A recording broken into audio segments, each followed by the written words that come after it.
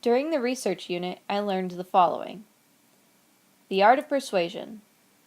The three forms of persuasion are ethos, pathos, and logos. Ethos means to establish credibility. Pathos means to appeal to the audience's emotions.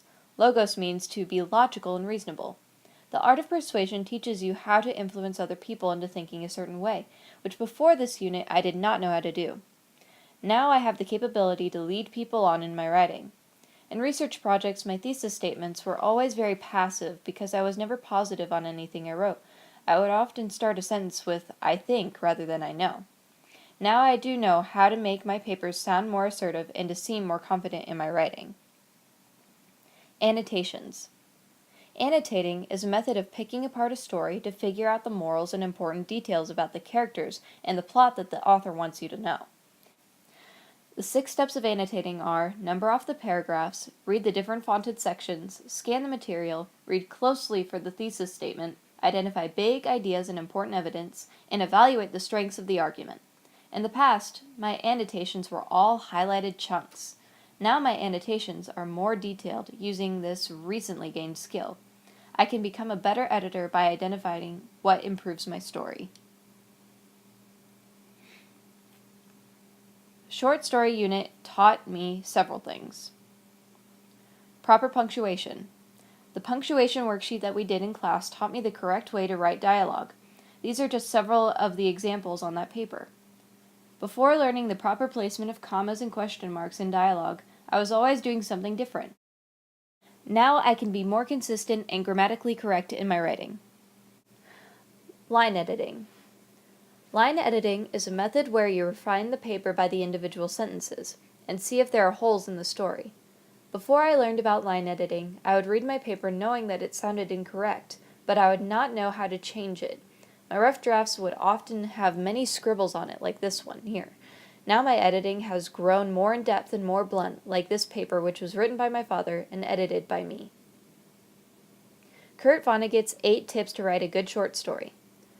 Kurt Vonnegut was a well-known author who wrote many works of fiction.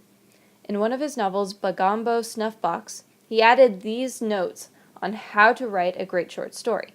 The 8 tips are the following.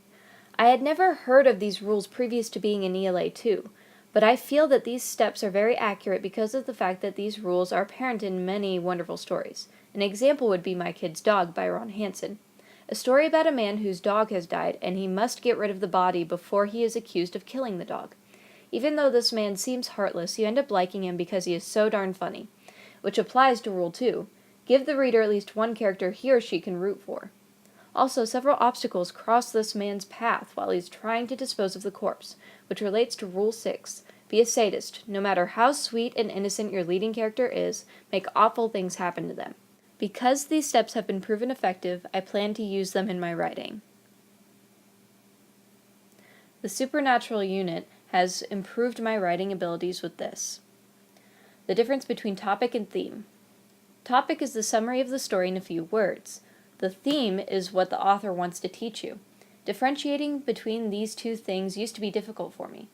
Now I know what they are specifically and can identify these things when I am writing and editing a story. Mr. Cunliff's writing activities. For those of you who don't know him, Mr. Cunliff, my teacher, would often have the class do writing activities on the fly to see how our spontaneous writing skills are. The activities have helped me exercise my brain in writing. They made me think about the rough drafts before writing it, while writing it, and after I have written it. It has taught me how much I can write in very little time. It has helped me discover my strengths and weaknesses, so I know what I need to improve upon in the future. All of these units have improved my writing and editing skills. This class has taught me proper grammar, different methods to deciphering a story, and vocabulary. I've learned a great deal in ELA2 and will continue to do so while using the information here as a guide to success. Thank you for watching.